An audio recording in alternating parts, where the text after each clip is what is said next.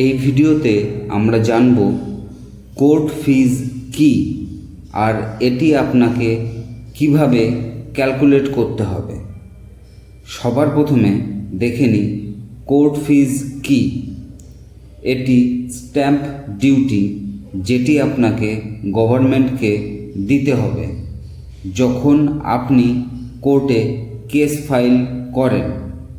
যেমন কোনো রিকভারির কেসে যদি আপনার কারো থেকে টাকা পয়সা নিতে হবে, রিকভারি করতে হবে, যখন আপনি কেস করবেন তখন কিছু না কিছু কোর্ট ফিজ আপনাকে দিতে হবে, স্ট্যাম্প পেপার দিতে হবে, অথবা কোনো শেয়ার ডিডকে যদি চ্যালেঞ্জ করতে চান যেটি রেজিস্ট্রি আছে, আপনার মনে হচ্ছে এটি ভুল হয়েছে, এর জন্য কেস করতে চান, কিংবা কেউ আপনার সাথে এগ্রিমেন্ট করেছিল রেজিস্ট্রি করার জন্য কিন্তু এখন সে করছে না, স্পেসিফিক পারফরমেন্স এর কেসের জন্য আপনাকে কোর্ট ফিজ দিতে হবে।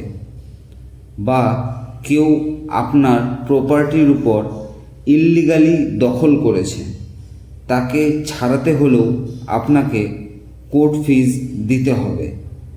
এই হলো কোর্ট ফিজ, স্ট্যাম্প পেপার বা স্ট্যাম্প ডিউটি, যেটি কিনে আপনাকে নিজের কেস বা ফাইলের সাথে দিতে হবে। এখন এটি ক্যালকুলেট কিভাবে হয়, কত কোর্ট ফিজ আপনাকে দিতে হবে, এটি দেশের প্রত্যেক রাজ্যে আলাদা আলাদা কোর্ট ফিজের স্ট্রাকচার আছে। যেমন পশ্চিমবঙ্গের আলাদা, বিহারের জন্য আলাদা, প্রত্যেক স্টেটে আলাদা আলাদা কোর্ট ফিজের শিডিউল আছে। আপনি যদি জানতে চান এই ফিজ এর শিডিউল কিভাবে তৈরি হয়, তো আপনি গুগলে গিয়ে সার্চ করতে পারেন। ওয়েস্ট বেঙ্গল কোর্ট ফিজ শিডিউল লিখে সার্চ করলে ওয়েস্ট বেঙ্গল কোর্টের ফিজের শিডিউলগুলো চলে আসবে।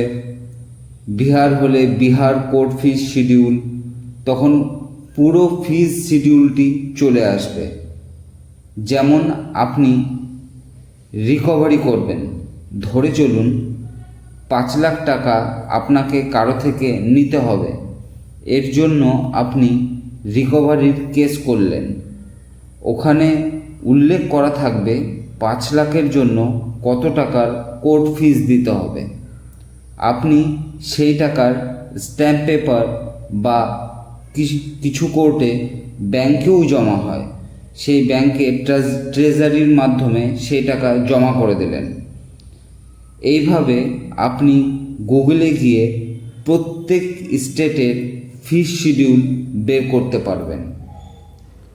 আপনাকে মোটামুটি একটি আইডিয়া দিয়ে দিচ্ছি, কিছু কম হতে পারে আবার কিছু বেশিও হতে পারে। 5 লাখের জন্য মোটামুটি 7,000 কোর্ট ফিজ হয়।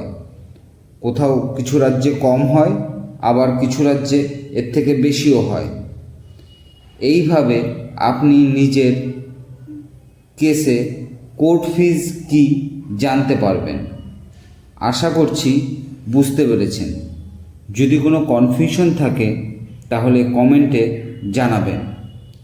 যাওয়ার আগে চ্যানেলটি অবশ্যই সাবস্ক্রাইব করুন। এই চ্যানেলে ল সংক্রান্ত ভিডিও খুব সহজ ভাষাতে তৈরি করা হয়, যেটি আপনি খুব সহজেই বুঝতে পারবেন। আশা করছি ভিডিওটি ভালো লাগলো। চ্যানেল অবশ্যই সাবস্ক্রাইব করুন। ধন্যবাদ।